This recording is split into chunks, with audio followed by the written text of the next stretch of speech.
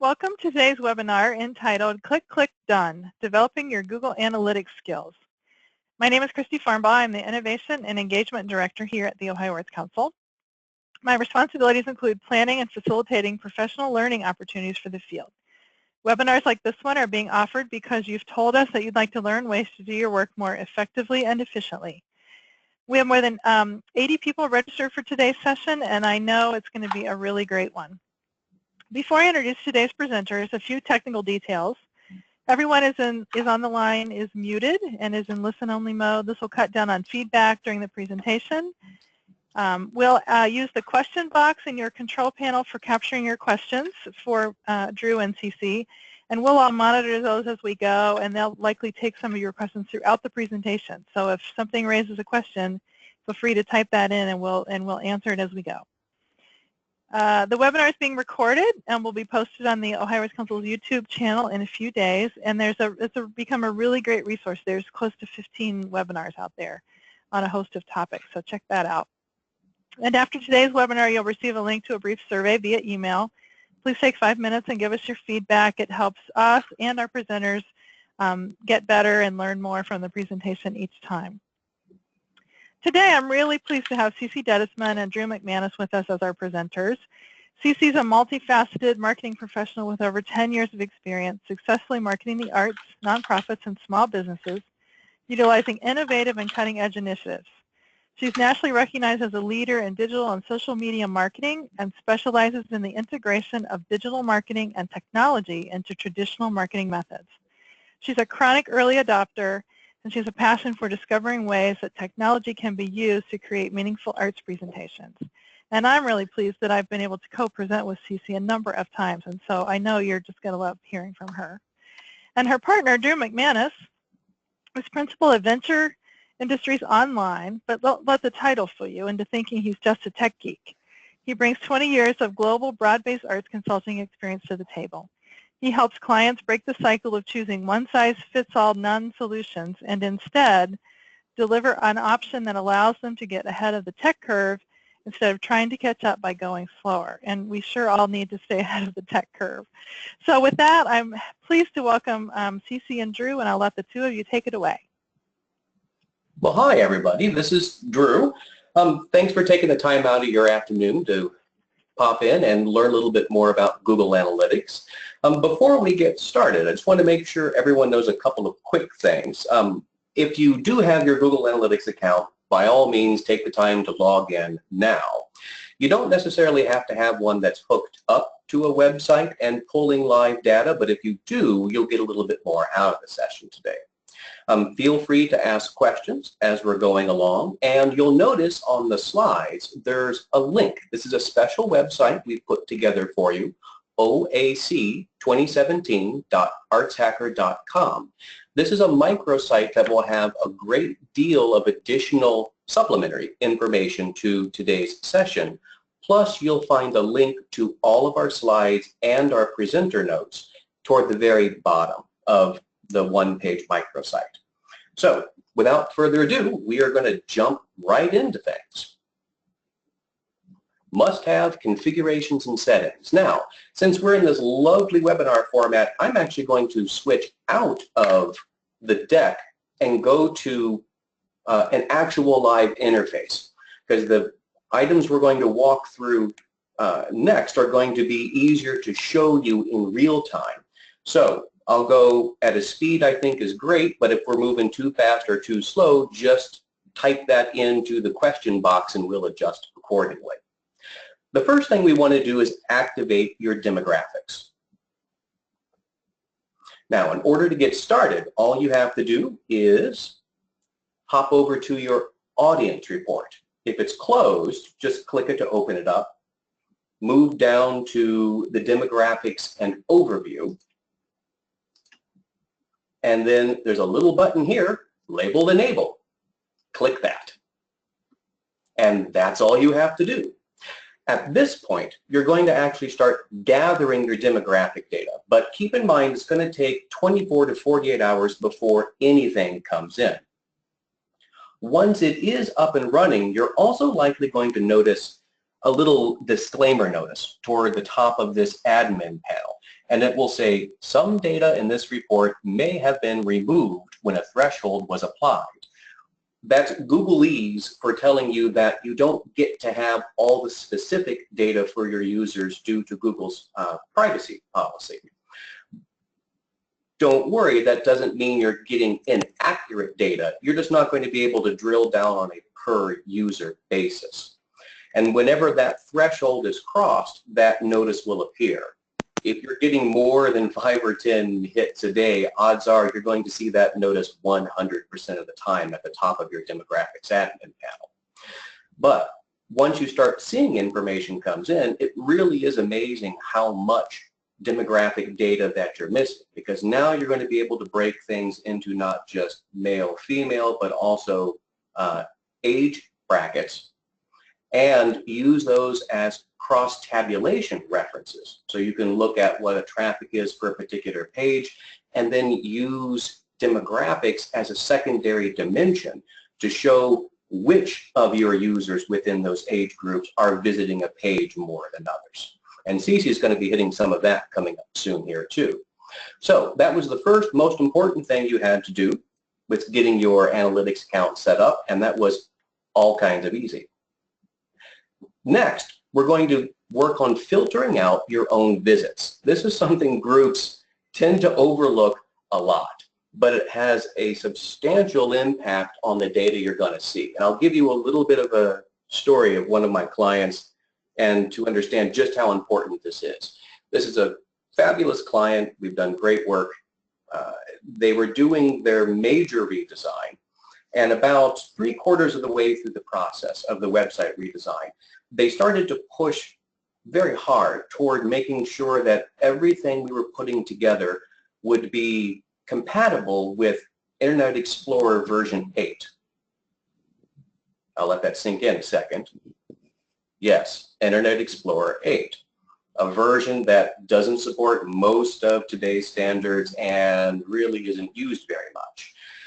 After a great deal of back and forth, started to get down to the bottom of why they wanted everything to be compatible with IE8, and they brought up some of their Google Analytics data that said just over 10% of their daily visits were from IE8 users, which seemed a little odd to me. So had them add me as an admin to their account, took a look at it, and sure enough, they weren't filtering out their own visits. As it turned out, this particular user was part of a local government organization, and due to the requirements of that organization, they had to use, wait for it, Internet Explorer 8 on all of their browsers. They couldn't install Chrome, Firefox, Safari, nothing else. They had to use that one. So we put in this filter, let things run for a couple of days, and that just over 10% visits dropped down to 0.00. You got to be kidding me, why are we even counting anymore? Percentage of their overall visits. So that one little change actually saved them a tremendous amount of money on their web design by not having to make things backward compatible for an out-of-date browser. So that's why this is important. You want to see what your users are doing on your site, not what you're doing on your site. To get started, the first thing we want to do is actually find out what your IP address is. Now, to do that, open up a new tab or go to Google and just type in the phrase, what is my IP? And voila, because it's Google and they know everything about what you do every moment of the day, they can tell you what your IP address is. Now, your IP address might be this really long one, like this one is, or it could be something much shorter, probably only 9 or 10 characters long. Either version is perfectly fine. Keep this tab open because we're going to be coming back to this shortly. You're going to go back to your Analytics tab, and we're going to navigate down here to the Admin panel, and then we want to go to the View column and click on Filters. We're going to select Add a New Filter, and then create a new filter, and let's give this one a super obvious name. My own business, office visits. Office visits, don't count these. Anything that you're going to know to change later if your IP address changes, which it can, to come back and edit this filter.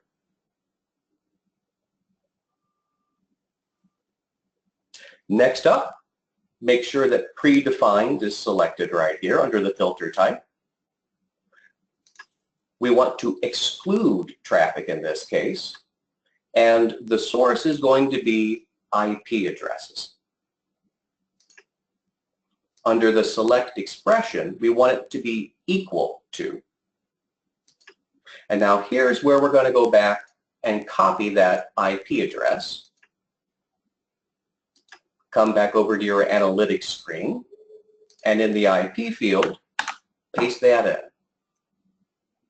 Once you've checked everything to make sure it's all set, select the Save button, and voila, you're all done. Now, something to point out here, most of the filters you're able to create in analytics have an ability to test them, to see what actual impact they have on your data. The IP exclusion is one of the exceptions to that rule.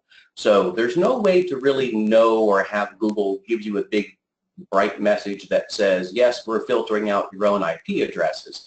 But rest assured, as long as you've copied and pasted the IP address and followed these configuration settings, you should be just fine.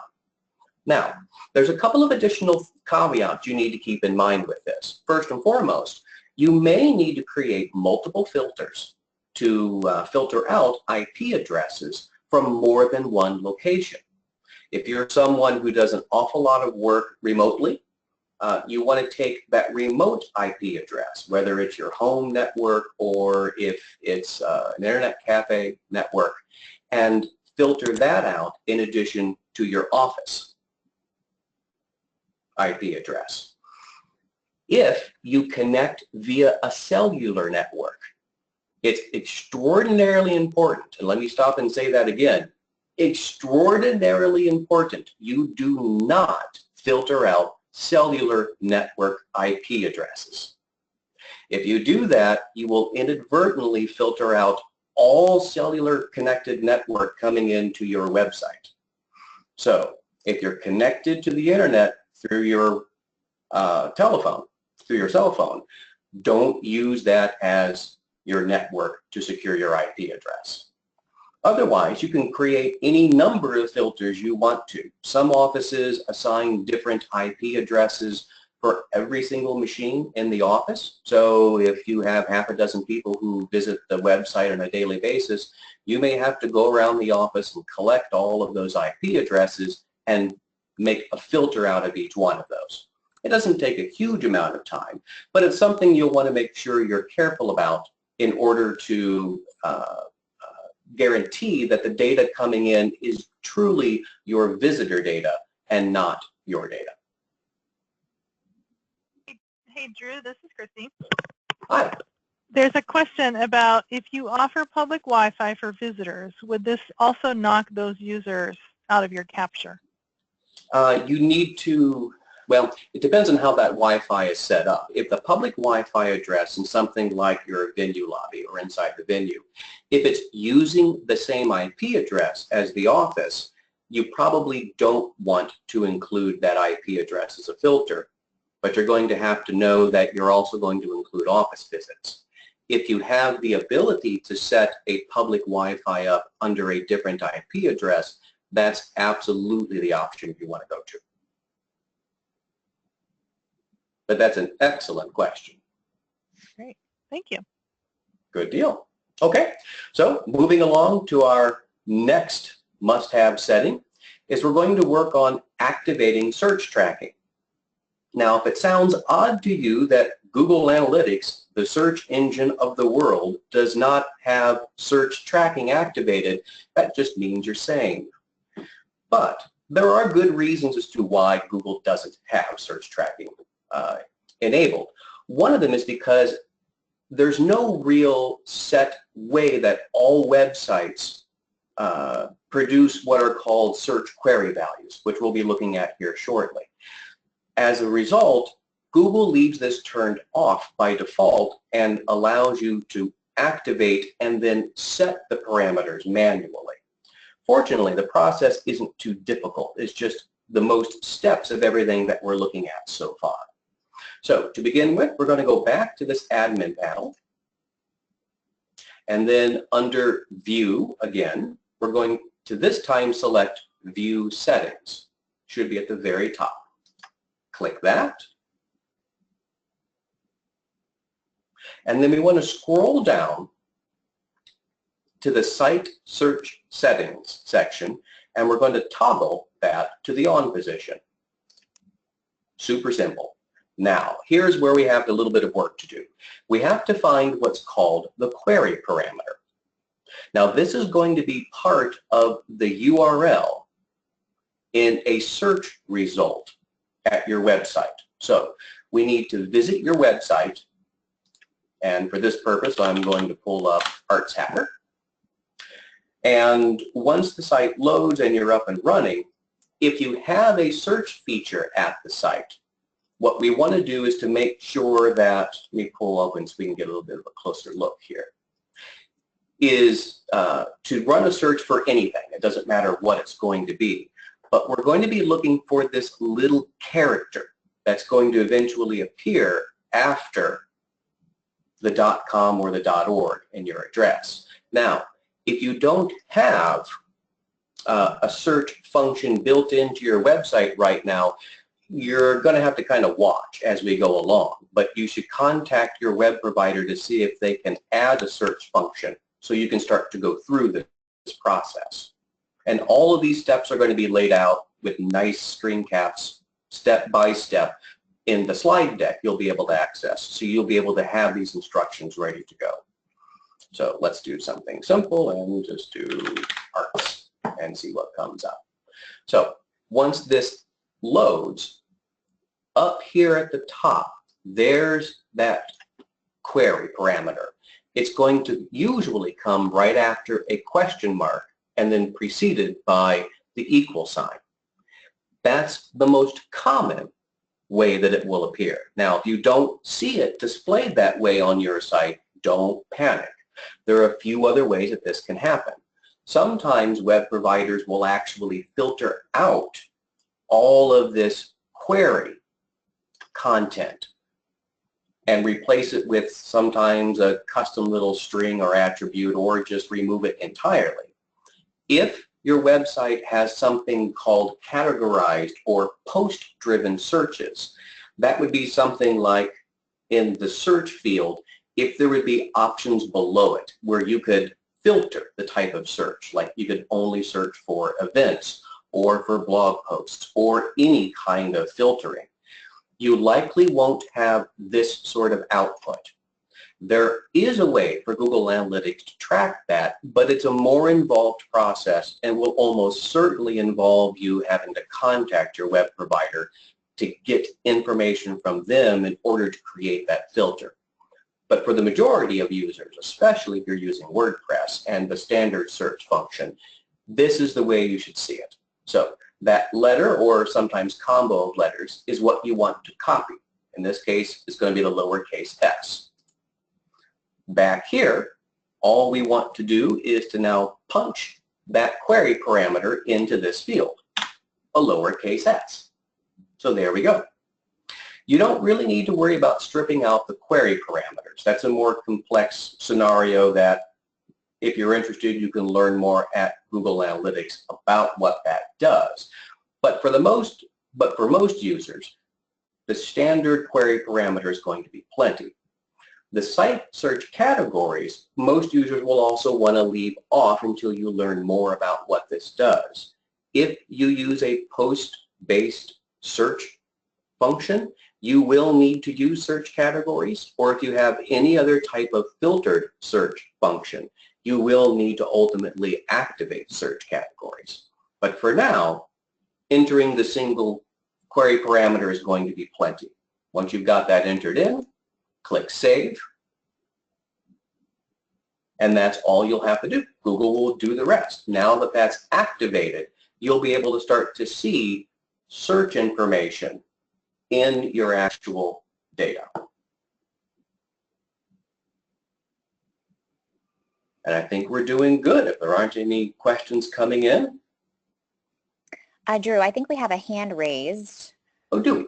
Okay. I'm just looking here to see who it is. Who are you and what do you want?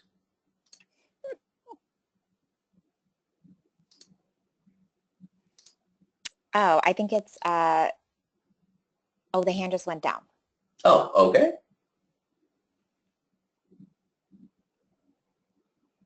If you do have a question, feel free to put it in the little questions area there, and I've been answering them as Drew's been talking. So just feel free to do that if you need anything answered for you. And likewise, once Ceci and I trade places here coming up next, if there was something in the material that I've covered that you want to ask a question for, now that I'm not talking directly at you, I'll be able to answer those in the question box as well too. So if we're good to go, I'm going to hand things over to Ceci. Let me give her control of everything. And there she is. Alrighty. Hello, everyone. My name is Ceci, as Christy said. And after Drew just sort of gave you all the information about how to get your Google Analytics set up, and how to set up all those different things so that it's pulling in the right kind of information, I'm going to take you through sort of the more practical things about what Google Analytics data we feel is the most important for you to look at on a regular basis, and sort of how to prioritize that. Google Analytics as a whole, I mean, we could give a multi-day seminar on this because there are so many different things that it can tell you and show you. But as arts administrators, you don't have multiple days to just spend in your Google Analytics account. So what I like to do is try to bring that down into 5-minute and 15-minute sort of chunks and what we feel is sort of the most important things for you to look at in those time frames. So let's move forward here. The first thing that we're going to talk about before we even sort of get into, where to go to see this particular data is the types of data that Google Analytics can show you. So there's basically two types. So it's going to show you dimensions, and it's also going to show you metrics. So the dimensions are characteristics, things like location, traffic source, et cetera, et cetera. The metrics are things that are more number oriented. So the dimension might be the location that somebody is viewing your website from, like the city or the state, and the metrics might be how many people are viewing it from that city or state, or the number of page views that occur from that city or state. So those are the two things that it's going to be able to show you. And also I'll talk about a little bit about the different types of reports that can come out of Google Analytics. So if you're in your GA account right now, over on the left, you should see your big sort of navigation menu, and you'll be able to see them grouped there. So the first thing it's going to be able to show you is audience reports. And so those are reports and data about the characteristics of the users. So location, the devices, et cetera, et cetera. It's also going to show you how often and how much time between the visits, and the demographics and their interests. And this is why it's really important to make sure that your demographics are enabled, because you want to be able to see that data and be able to track it over time. So even though there were some people with some questions about not being able to set up their demographics right away, I'd highly recommend, if you don't have it set up, or if it's telling you that you need an administrator to do it, I would highly recommend setting up those demographics.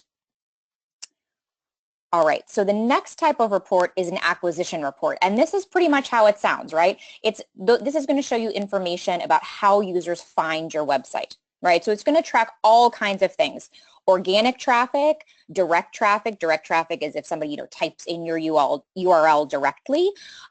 Social traffic, referrals. A referral is traffic coming from another website or from another location. So it's going to show you all the different ways that people arrive at your site.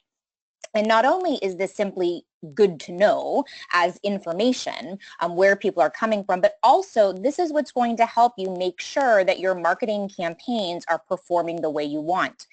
So when you have a campaign out there running, maybe it's to purchase tickets to an upcoming show, you're going to want to be able to look at these acquisition reports and make sure that people are arriving to your website from all the places that you have sort of your marketing running in that ecosystem, right? And if something is not particularly working, then you can use these reports to fix it. And we'll get into that in a little bit more detail in just a second.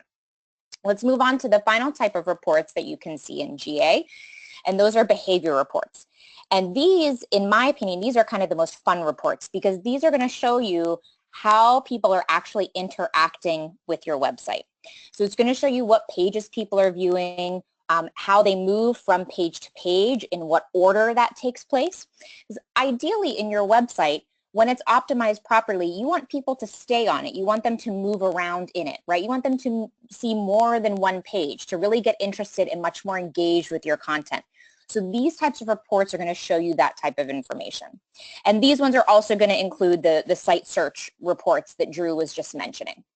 And again, I second that. If you don't currently have a search function on your website, I also highly recommend that you have your developer install one, because that actually can be some of the most telling data. Because if someone's searching for something, that means a lot of the times that they can't find it right away. And so you can make helpful changes to your website to allow people to find information more easily. All right, so let's delve into some of this data. And like I mentioned, I've broken it up into two sort of sections. So if you've only got 5 minutes, you know, I used to be a practitioner. I was a full-time marketer. For much of that time, I was a department of one. So I absolutely understand time constraints. However, looking at your Google Analytics data is really important to make sure everything is running properly in your marketing fundraising campaigns, to make sure your website is functioning properly. So even if you only have 5 minutes once a week, please get in there and start looking at the data so you can know what's going on and be able to track things over time. And Google has ways where you can track data time period over time period, so week after week, so you don't necessarily have to remember from the week prior what the numbers were. It will do that for you. So let's get into if you've only got 5 minutes. So the number one report that everyone should look at first really is under behavior and then all pages. And you can see in the navigation here on the left where these different reports are located. So here I'm under the behavior report section, and then under site content, all pages. So you'll see, because these are screenshots, so you'll see that when there is a down arrow, that means that that's been toggled down. So if you're looking at your GA right now and you don't see all pages under behavior, simply click on site content and it should expand that down so you can see it. So here are some of the data that this will show you, and I'm going to tell you why it's so important. This data is actually from Palm Beach Opera. They've graciously allowed me to use their data as an example for this particular presentation. So basically what this is telling me is it's going to tell me all the different pages on the website and some really good sort of high-level data and information. The page views, the unique page views, time on page. So this is sort of the big picture, and it's absolutely something that you should look at regularly. One note before I go further is you'll notice how all of the page names here, they're clearly identified as what the page is. Now, if your website has been set up with permalinks or page URLs that have sort of a series of numbers or letters that don't really make any sort of sense based on what's on the page, talk to your developer and make sure that you switch that over to actual sort of real words, so to speak, so that when you're looking at this data, you're able to see that. If you're using a WordPress website, you can actually do that relatively easily by changing the permalinks. And if anybody has a question about that, please ask in the questions and we can talk about that later if there's time. But so we can clearly see that this number one page here is the home page. So your home page 9 times out of 10 is just going to be marked with a /. So that's exactly what this is here. And we can see that over the course of the season, this is how many page views that it's had. So a page views is how many times that particular page has been loaded, right? So next to it, we have unique page views. And the difference between these two things is a page view is every time it's been loaded, but this actually groups that by user. So let's say somebody loads your home page 5 times. All 5 of those times are going to be counted here under page views. Whereas under unique page views, it's only going to be counted as 1 because it's the same user. Both of these are important numbers though, because if somebody is loading your page multiple times, you want to know that because they're very engaged in your content. And here we'll move over. The next one here we'll see is average time on page. We get a lot of questions about, how long should the average time be? What's a good average time? And that's really, really difficult to answer. Obviously, if your page has a lot of information on it, let's say it's a landing page for an upcoming show where there might be show descriptions and bios and things like that, you might be looking for something that's a little bit higher of an average time on page because you want to see that people are actually reading that. But there really is no right or wrong answer for an average time on page. And the next thing that we're going to look at here is the entrances. And this is telling us how many times this was the first page that somebody viewed on the website. So this is the first thing that loaded when they came to the website, they went to this particular page. As you can see in this particular data set, the home page by far sort of outweighs all the other pages for an entrance page. So people are actually going to the home page and then navigating around. The next thing and the last thing that we're going to talk about sort of on this all pages report, because it's so important, is the bounce rate. And we'll talk a little bit about bounce rates later, but just to let you know, the bounce rate means when somebody views one page of the website and then leaves the website. So the bounce rate for, and again, there is no right or wrong, good or bad bounce rate, but this is showing for each one of the pages how many times that page was the only page that they viewed in that particular session. So let's move on to the next particular report. So the next one, we're going to look at landing pages. So a landing page is how people have entered into your site. So they've come from somewhere else and they've arrived at this particular page.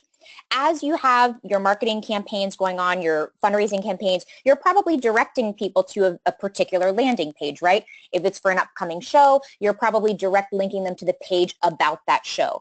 If you're having some sort of fundraising campaign going on, you're probably linking them directly to your support us page or the page where they can make a donation.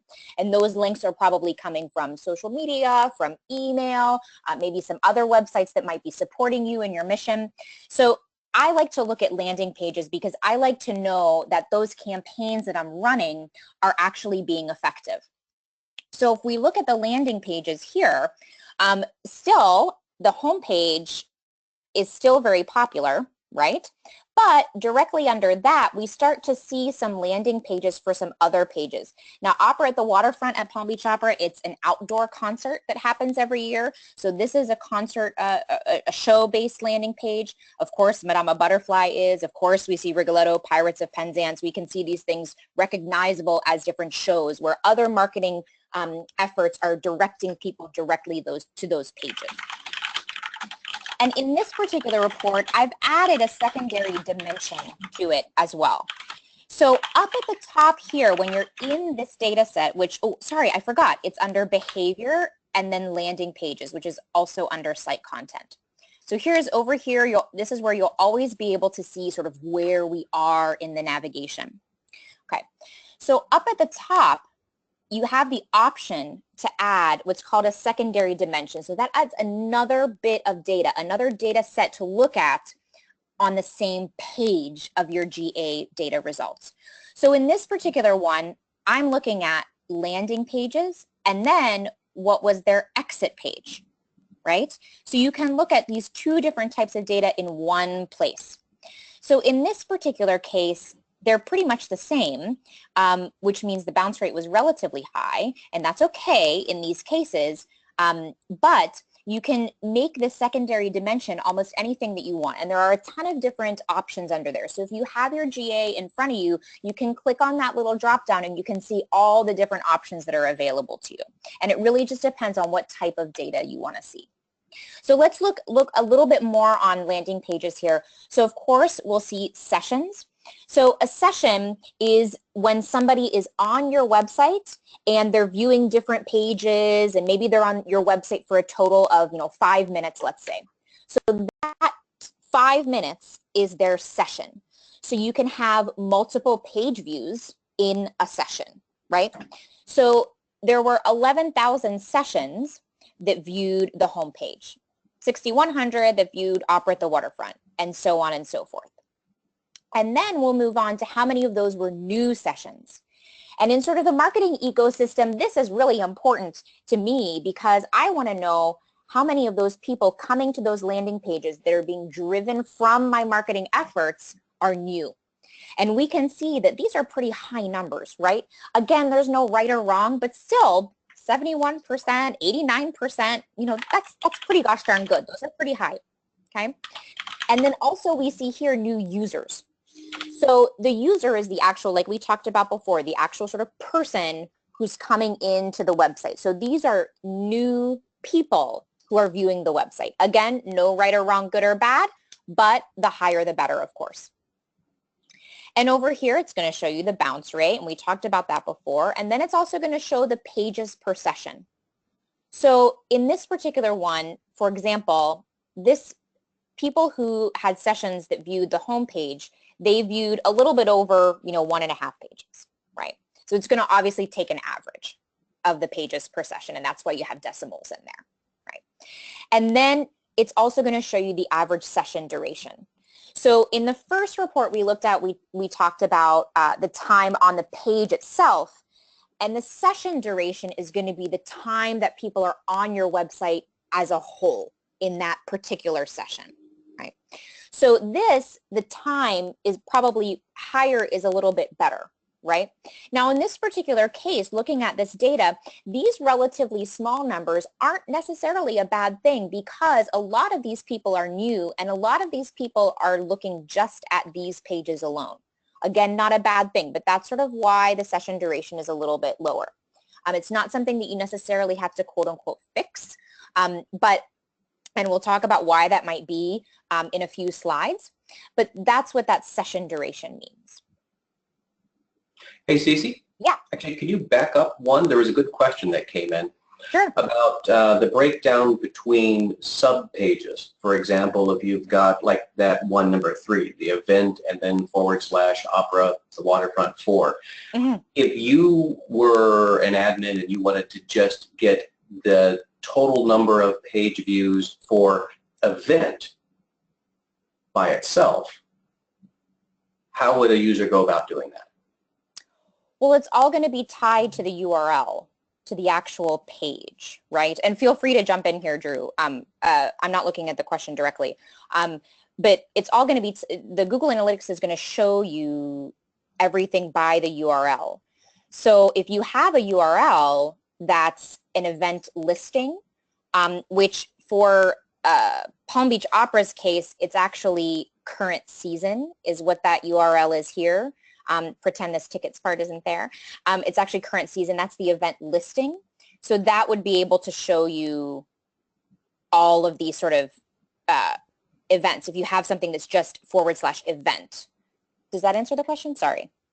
I think so. And what I would add to that is, since this is a static slide, we can't really show you the actual participants, that you can actually continue to drill down through hundreds, even thousands of pages if they exist, until you get to the one that is the parent page that you're after. Now, exactly how many hits it's going to get depends on how you're actually using that parent page. For example, I know we have users that have a parent page which is there more as a placeholder or as a portal, but they don't drive a lot of traffic there necessarily. Or, for example, it could be something like a taxonomy. If you think like custom post types or blog posts, you can enter the category or the tag, as part of the URL. When that happens, that category or tag slug is inserted before the page title. So in an instance like that, there won't be a lot of traffic at all to that parent page. So being able to drill down into a page that is a parent or a child or a subchild is something you could absolutely do, and Google will collect the data on an aggregate sense every step up you go in that hierarchy, but it will depend very much on how that page is structured and its content as to how much traffic it's actually going to receive. Right. And you could, if you're looking for particular things where the URLs might have similar words in them, I mean, you can always use the search function and search for a particular, rather than having to scroll down and scroll up, you can use the search function here in the reports to find that particular word that you're looking for. And here's one more great question on that slide as well, too. Is there a situation where a high bounce rate could be an indication of a good thing? Yes. Yeah, let's move to that now. I have that in a later slide, and then when we get there, we'll just skip over it. So a high bounce rate is not necessarily a bad thing, and let me go here to sort of this one because, this is showing the landing pages.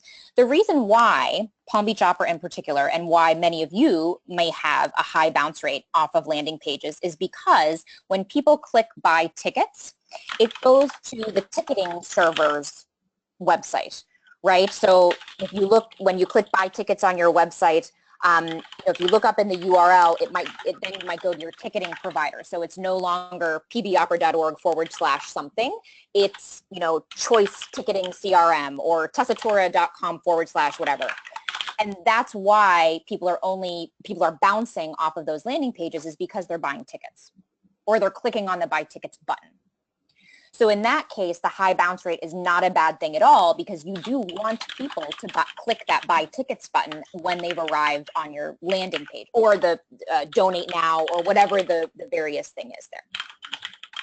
So if you do have that kind of setup with your ticketing provider, you may very well have a high bounce rate on your landing pages, and it's totally fine. It's actually positive. So let's move on here. Let's talk about some acquisition reports. So very high level in your 5-minute GA session, you're going to want to look and find how people are arriving at your website to make sure that all of your things are working properly, and you can see how effective your different marketing activities are. So this particular report is going to be under acquisition and then source medium, which is under all traffic. You see we have the little down arrow enabled here. So all traffic, then source medium. So this is going to show you how people are arriving at your site. You can see here that there's people coming in from Google, from organic searches. That's great. People who are coming in from Google from advertising. Palm Beach Opera does a fairly robust digital advertising program, so that's how people are coming there. Here's some direct traffic. That means people are actually typing in the website URL in their browser. And then here you can see some other things. You can see some other searches, some Facebook, some email, this kind of thing. And then it's going to tell you all of the numbers of sessions, new sessions, users, etc., sort of the metrics that we've already talked about before. So this report is really important. Let's say you're running some ads on your local newspaper website, or your local radio station website, or maybe you're offering a contest somewhere on another website. You want to make sure that those people are making it over to your website. Of course, maybe those outlets are giving you data, and they should be giving you data as a part of the report for that particular campaign. However, you want to be able to view it in your own Google Analytics account as well.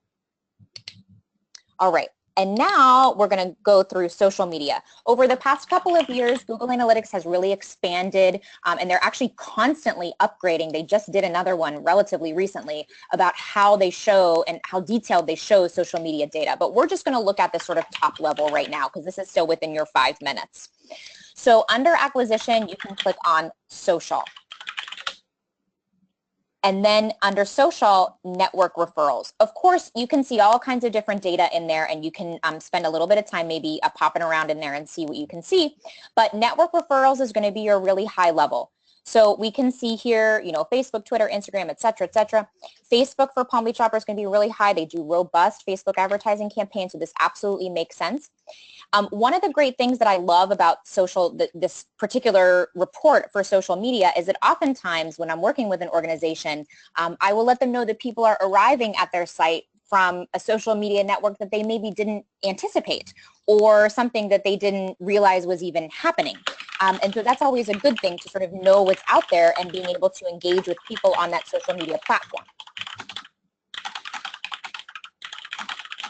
So now that we've done the 5-minute sort of thing, if you've got 15 minutes, just a little bit of extra time, if you've got 15 minutes a week to look at your data, let's look at some a little bit more detailed reports that can give you more data and a little bit more guidance. So the first one we're going to look at is the behavior flow. And isn't this pretty?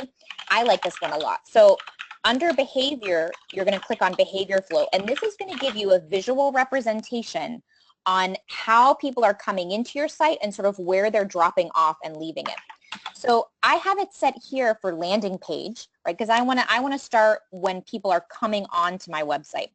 So let's just take, for example, let's take this first one here, which is the home page. Remember, excuse me, the home page, because it has just the /.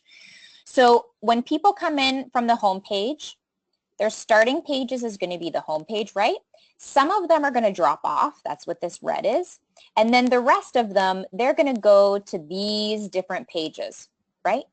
So by far, the one that's the winner here is the current season page. So when somebody comes to the home page, they're led right to the current season page.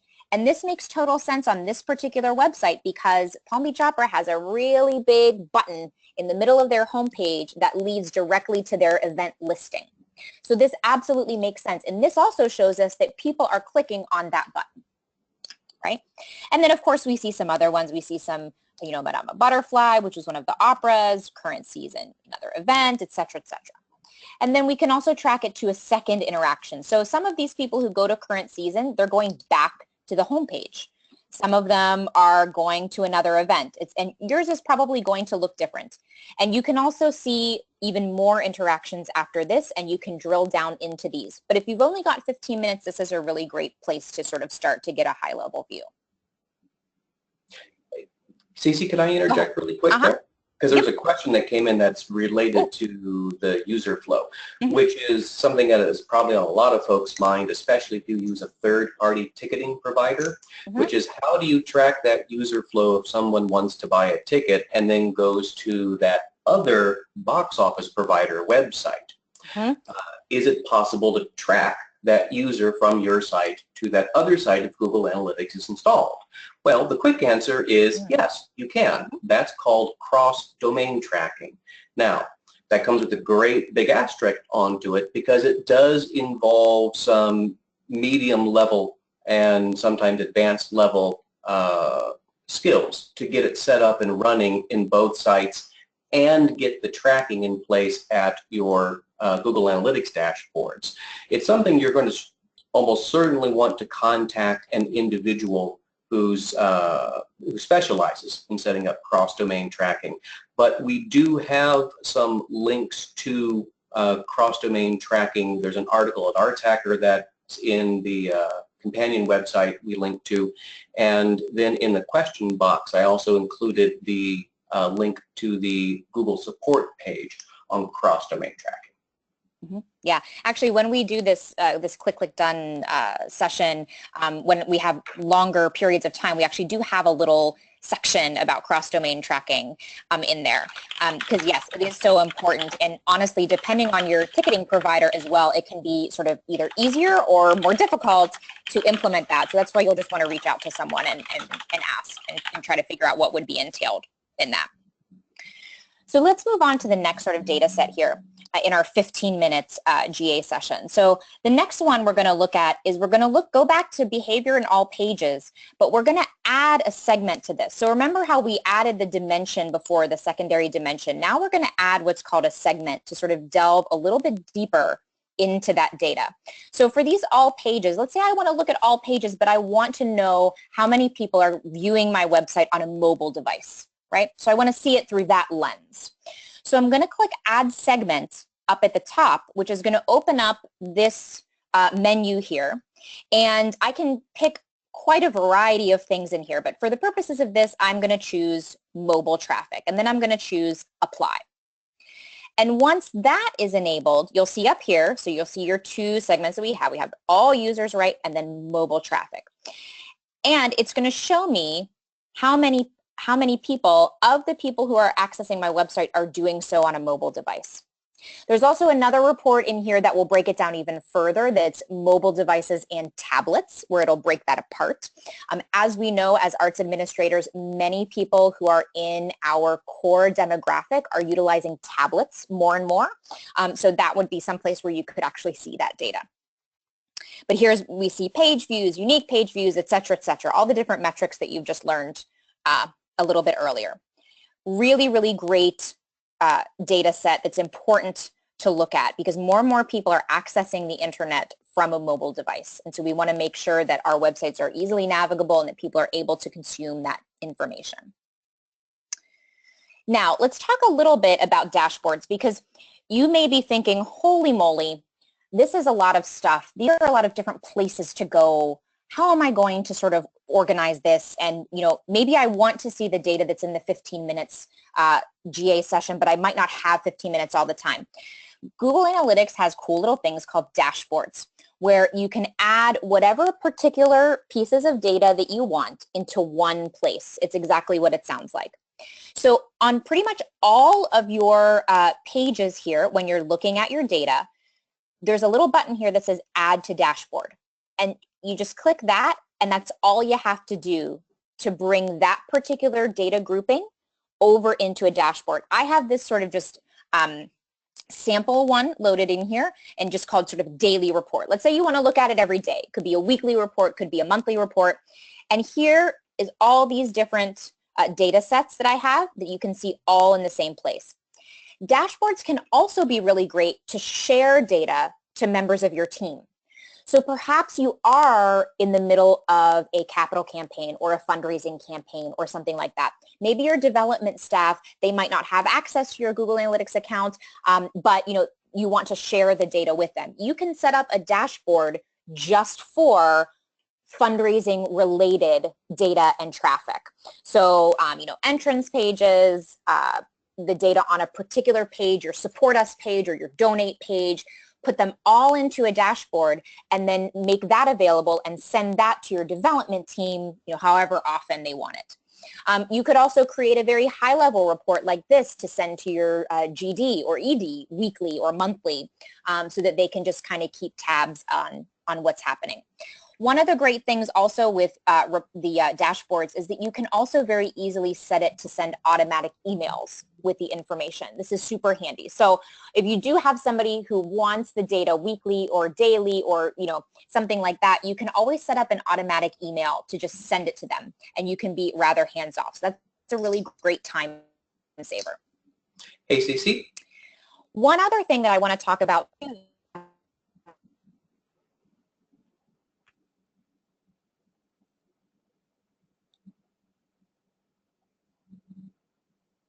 Drew? Oh, there we go. I just lost all audio for a second.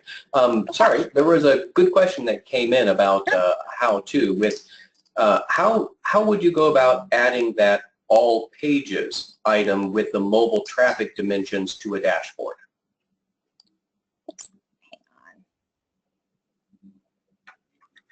on. Right here. So you would just click Add to Dashboard up at the top. Yep, that should be enabled on, there are a couple that don't have it because of the data type, but really on pretty much all of the pages that where you're looking at your data, you should see that Add to Dashboard up at the top. Yeah, that's the really great thing about dashboards, is that if you're ever on something and looking at it and saying, oh, this is really great, it's just right there, one click. And also, there's different ways, one more thing about dashboards, since there was a question, there are different ways to sort of organize the data in the dashboard, and Google has really great help resources on that. It's a little bit too much to get into right here in this particular webinar, but it's very simple to sort of add it in and choose the view that you want to have. And Google will guide you through that when you're adding it to the dashboard. So the sort of last sort of trick kind of thing is setting up alerts. And alerts are actually located in your admin under view here. And what alerts are great for is for just giving you a heads up if there's either a big traffic decrease to a particular page or your site, or if there's a big traffic increase, something that might be sort of out of the ordinary. That's my favorite use for it, to just kind of keep tabs on things. If you're in the middle of a sales cycle for a particular show and all of a sudden you have a massive drop in traffic, you want to know about that right away, right? Even if you're not in your GA account, every day looking at it. And that's where you can set up an alert. And when you set up an alert, it's very, very simple to do. You would name your alert whatever you want. You would select the period, whether that's daily, weekly, et cetera, You can choose for it to send you an email when the alert triggers, which is super handy. And you can also set it to send you a text as well. And this is new, but I think this is a really great little feature also. And then to set up the alert conditions, these are little drop-down menus, and you can choose sort of whatever you want. So in this particular one, I've just chosen, I want to know if all of the traffic on my site, all of the sessions sort of goes down by more than 50% over the same day in the previous week, right? Now, if you've just completed a show or completed a marketing campaign and you're no longer driving traffic to a landing page, then maybe that might be sort of something in the norm for you. But otherwise, we'd want to be alerted in these kind of things. You can also do it when it increases so that you can make sure that your marketing is sort of kicking in and in your sales cycle that people are actually, going and viewing your website. So alerts, very, very handy. And we already talked a little bit about the exit pages and bounce rates, so I'm just going to skip through this. Remember, a high bounce rate is not necessarily a bad thing because it could simply be that people are clicking on your buy tickets button after they've only viewed the landing page, which is what we want them to do. Now, the last thing I'll sort of talk about here is the Google URL Builder. And the URL Builder is a really, really handy way to track all of your different sort of marketing activities. Now, what it will allow you to do is it will allow you to build I assign a custom URL for each particular campaign that you have running. So, and let me walk you through this and then I'll show you how it will show up in the GA in the next slide. So let's say you have your landing page, right? And, let's say that that's youroperawebsite.org/LobOM because you're doing LobOM and you're going to run a whole bunch of marketing and advertising for LobOM. So up here in the website URL, you're going to put the regular URL, yourwebsite.org/LobOM, and then you'll put the campaign source. So let's say you have an email that's going out specifically to sell tickets to LobOM. So you would put, either email newsletter or email blast or just email, whatever you would want to know, or, reminder email or ticket on sale, whatever it might be. And then you would choose the medium. So is it a banner ad? Is it an email? In this case, it's an email. So we would put email here. And then we would put the campaign name. So that would be LobOM. If you're running a discount campaign for LobOM, that might be LobOM discount, et cetera, et cetera. And what that's going to do is it's going to give you a URL and allow you to see in your GA data under acquisition and then campaigns exactly how much traffic is being generated by those URLs. So we can say, okay, so I'm running a banner ad campaign on my local radio station's website, and you've assigned that particular link, the click-through link, to be a custom URL that you built with the Google URL Builder. You will be able to see that exactly right here in the data. Super, super great way. One more great thing to do with the URL Builder is that you can also use it to track your offline marketing as well. Now, of course, tracking the offline marketing this way is not 100% foolproof, but this will at least give you a shot in trying to track that. So let's say you have your radio campaign for LobOM, or maybe this is a postcard campaign for LobOM, and you have something printed that's going out. with this information. So you can turn this URL would actually be your custom URL, and that would still be able to track from whatever the traditional marketing piece is over into your Google Analytics. This is really great for direct mail postcards, flyers, newspaper ads, etc., magazine ads, etc. So we have made it just at 2:30. We're right on time. So after all of this stuff, I know it may have been slightly overwhelming, and that's okay, but let's all make the commitment to make it so and look at our Google Analytics data as often as we can so that you are more informed about how people are utilizing your website. Here's me and here's Drew. Here is our contact information. If you have any questions, please feel free to reach out to us. We will do the best to try to answer them. And thank you very much for attending our webinar today. Well, thank you, Drew and Ceci. Oh my goodness, what an informative session. So much good information in there. I know I, for one, will be going to the YouTube channel and watching this webinar many times so I can stop it and do all those things you taught us. So thank you both very much. Thank you for answering the questions as we went. It was a really great session. And thanks everybody for joining us today.